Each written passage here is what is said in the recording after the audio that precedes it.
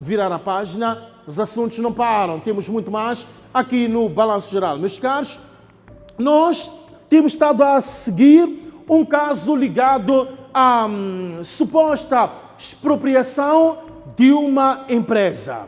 É um caso que chegou ao tribunal, inclusive. Há jovens que dizem ter perdido a sua empresa para um outro acionista que, segundo eles, fez-lo movido por má fé. Vamos ouvir eles hoje convocar uma conferência de imprensa para falarem sobre o andamento deste processo. O caso chegou ao tribunal, primeira instância, perderam, estão a recorrer, mas agora dizem que há movimentos contabilísticos estranhos que estão a acontecer. Nós também, em cumprimento a uma orientação básica do jornalismo, nós solicitamos a eles o contato da outra parte.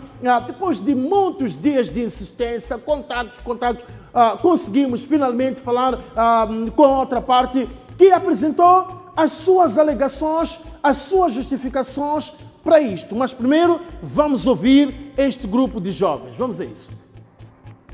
Nos espantou, mais ou menos 5 dias depois, estamos a falar dia 26 de fevereiro, estávamos no banco para fazermos as operações, ficamos a saber no banco que nós já não éramos donos da empresa. E questionamos como, disseram que o senhor Amarildo nos entregou uma certidão comercial que ele diz que é dono da empresa. Nós pedimos na certidão comercial, procuramos verificar, existe um código que se faz leitura para apurar a autenticidade de um documento, de uma certidão comercial, que é este código que nós procuramos tentar ler este código, do documento que fomos entregue ao banco, não lia. E nós voltamos para as entidades legais, querer confirmar a autenticidade daquele documento. O técnico que nos atendeu nas entidades legais diz que este documento não existe no sistema e não reconhece. Então, estávamos claros que estávamos diante de um documento fraudulento, um documento falso, que ele foi entregar no banco a se apresentar como dono da empresa. Pronto. Como depois disso, nós fizemos uma carta para as entidades legais, logo no dia 4 de março, a procurarmos esclarecimento como que aquele documento existiu. Esta carta de 4 de março até hoje não foi respondida pelas entidades legais. Voltamos a fazer uma insistência no dia 25 de abril para entidades legais. Esta carta também ainda não foi respondida. E no dia 19 de junho, de novo, nas entidades legais, voltamos a submeter esta carta, também ainda não foi respondida. Voltamos a fazer uma insistência no dia 2 de junho, 2 de julho, a insistência junto às entidades legais, para nós entendermos como é que o senhor Amarildo é dono da nossa empresa. Até hoje não temos a resposta. O que nós sabemos é que, com o documento que ele conseguiu nas entidades legais, ele foi ao tribunal, pediu providência cautelar para nós nos afastarmos da nossa empresa e ele se apoderar da nossa empresa. E, pelo que estamos a perceber, esta resposta que não está a sair das entidades legais para o tribunal, esta resposta que dá cobertura a ele, porque o tribunal precisa, também o tribunal solicitou essa explicação junto às entidades legais. As informações que temos hoje é que as entidades legais ainda não respondeu. E nós procuramos fazermos uma análise. Por que esta resposta não está a vir das entidades legais, que é a instituição que tutela o registro das empresas? Nós fomos percebendo que nós temos um registro legal feito no dia 21 de abril, dia 21 de fevereiro, um registro legal que fomos atendidos por uma conservadora e no pedido de explicação nós estamos a fazer.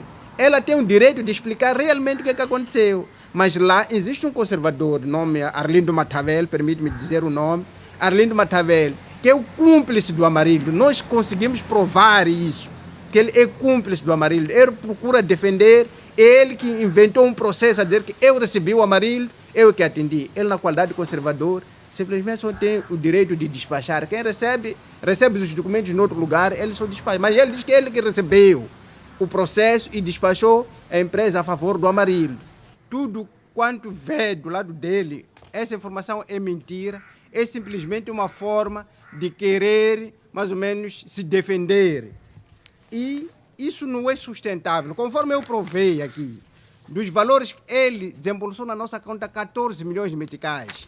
Das entradas que entraram na nossa conta, desses comprovativos, estamos a falar de 12 milhões que entraram em dezembro. Ele usou, não sabemos para onde foram.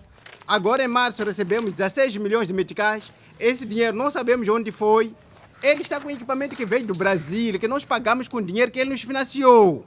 É um equipamento avaliado em 23 milhões de meticais. Até hoje não sabemos onde está esse equipamento. Então, esse pronunciamento é totalmente infundado, não tem espaço. É só simplesmente ele querer aparecer e criar motivos de tentar justificar as ações incoerentes que ele está a executar ou está a praticar. Uma coisa não tem nada a ver com outra. Nós provamos os dinheiros que ele está a levar. São 14 milhões que ele depositou. Está com equipamento avaliado em 23 milhões de meticais. Já movimentou nas nossas contas 28 milhões de meticais. Está na posse de uns contratos acima de 100 milhões de meticais. Então, nós estamos a perceber por quê. Esse casamento que está a falar dele é um matrimônio que aconteceu há 1 ano atrás. Sim, esses valores todos que estamos a referir, o próprio contrato, este contrato, foi assinado 19 de novembro de 2024, este contrato. O casamento já tinha sido realizado. Não houve nenhum desvio de aplicação. E este contrato está dentro da validade. É válido até 18 de novembro deste ano. Que se ele tivesse nos deixado a trabalhar, a essa altura já teríamos pago o dinheiro dele na totalidade. Mas ele não está preocupado em nós pagarmos dinheiro. Ele quer a empresa e os seus projetos. Também encaminhou o mesmo assunto para a Procuradoria-Geral da República de Moçambique. O que nós, de fato, nós pedimos é que a Procuradoria-Geral da República de Moçambique, nós pedimos com que o tribunal deste país, nós pedimos com que o Ministério da Justiça, que são as instituições competentes, que têm como obrigação exercer e procurar exercer, fazer com que aquilo que é a lei, aquilo que é a justiça, seja de fato manifesta. Nós pedimos com que estas instituições aqui possam de fato fazer aquilo que é correto, que haja decisões de forma imparcial, sem influência, porque nós já percebemos que estamos diante. É incrível que parece que até o próprio ministro da Justiça, passa a expressão, está a ser gerido pelos técnicos, pelos colaboradores do próprio Ministério da Justiça por causa deste processo. O próprio ministro está a ser gerido. É o que ouvimos. E nós ouvimos aqui também falar-se de casamento. Que casamento é esse? Nós entramos em contato, atenção, uma questão de contraditório, porque o nosso papel é ouvir as partes, dar voz às partes. Fizemos a primeira tentativa no dia do julgamento, o credor dignou-se, não quis dar nenhuma entrevista. Fomos insistindo e finalmente conseguimos uma mínima reação. O que é que ele diz? O credor diz que houve desvio da aplicação do dinheiro. O casamento de que se fala, por exemplo, é este. O credor diz que o dinheiro foi usado para este casamento e não foi aplicado, e ouvimos a resposta dos jovens aqui, o credor diz que foi usado para este casamento. Foi um casamento multimilionário, um casamento em que se mobilizou inclusive um helicóptero, e que esse dinheiro, tanto esse helicóptero, e que esse dinheiro foi o dinheiro da agência do microcrédito para apenas financiar as atividades ali e não para casamento. É o que o credor está a dizer. E diz-nos mais que recentemente houve uma falsificação de adenda, para se prorrogar o prazo do pagamento da letra. São informações do credor, este que depois ficou com a posse da empresa, que entende que os jovens, ele diz que os jovens não aceitou dar entrevista, mas disse que poderíamos usar essas palavras e inclusive esses dados que foram levantados aqui de casamento e tal, porque ouvimos os jovens também a dizerem que o casamento, diz que o casamento não tem nada a ver, foi antes desse dinheiro. Não tem nada a ver, é o que eles dizem, mas o credor diz que houve esse desvio da aplicação e o credor entende que, sendo de um microcrédito, diz que é tempo de os jovens, é isto que também eu retive da conversa, diz que é tempo de os jovens definirem muito bem O que devem fazer com o dinheiro da banca?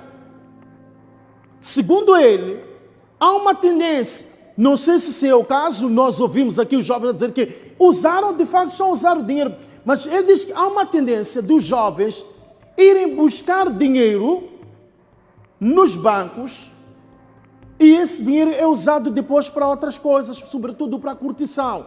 Ele chama a atenção, diz que o dinheiro dos bancos é um dinheiro caro, é um dinheiro que deve ser aplicado exatamente para aquele fim, porque os bancos, quando solicitam aquela fundamentação sobre a área da aplicação do dinheiro, é porque fazem um estudo, percebem a partir dali se o dinheiro vai retornar ou não. Se a pessoa solicitar dinheiro para a festa, não vão dar, mas se vai solicitar para negócio, vão dar. Considerando que a partir do negócio vai gerar de facto dinheiro. E diz que foi nessa senda que essa agência de microcrédito cedeu esse dinheiro e acabou por haver, segundo ele, um desvio da aplicação. E chama a atenção aos jovens para que saibam usar o dinheiro. Mas eles têm um outro entendimento, dizem que estão a ser aqui atrapalhados, e é tudo isto que nós depois acompanhamos, dizem que há interferências e tal, e tudo isto que acabamos de ver e entender neste caso. De que lado está a verdade? Cabe à justiça dizer, cabe às instituições, ouvimos-los também, a chamarem a atenção. Eles chamam a responsabilidade das instituições da administração da justiça. Também o credor, lá na conversa que travou conosco, disse que deve-se deixar isto com os tribunais, que devem ser as instituições a funcionar, que não deve haver nenhum tipo de pressão. Eles também entendem que os tribunais devem fazer a sua parte. Vamos continuar a seguir, vamos continuar a acompanhar, sempre dando oportunidade às duas partes para dizerem o que sabem deste caso e deixar ao critério do cidadão a análise, a compreensão do que de facto terá acontecido neste caso. É importante continuarmos a seguir, é importante, mas seja lá o que foi, não é? Sem querer dizer que não tem razão ou que tem razão, não cabe a mim, nem tampouco. Eu entendo que sim, o dinheiro, quando você vai solicitar dinheiro no banco e diz que quer comprar viatura, que seja exatamente para a viatura. Se vai solicitar dinheiro e diz que é para melhorar a produtividade da sua empresa, que seja aplicado exatamente ali e não para outras coisas, porque aí pode vir a ter problema. Não digo que tenha sido exatamente neste caso ou no outro caso, mas é fundamental isso. E nós vamos continuar a seguir este caso para compreendermos. Tivemos essa possibilidade de ouvir os dois lados, as duas opiniões, as duas partes aqui que estão envolvidas nesse caso e conseguimos ter algum sumo para a nossa análise e compreensão do que terá acontecido aqui com o credor a dizer que tem toda a razão. Eles também dizem que têm toda a razão. É isto que acabamos de acompanhar.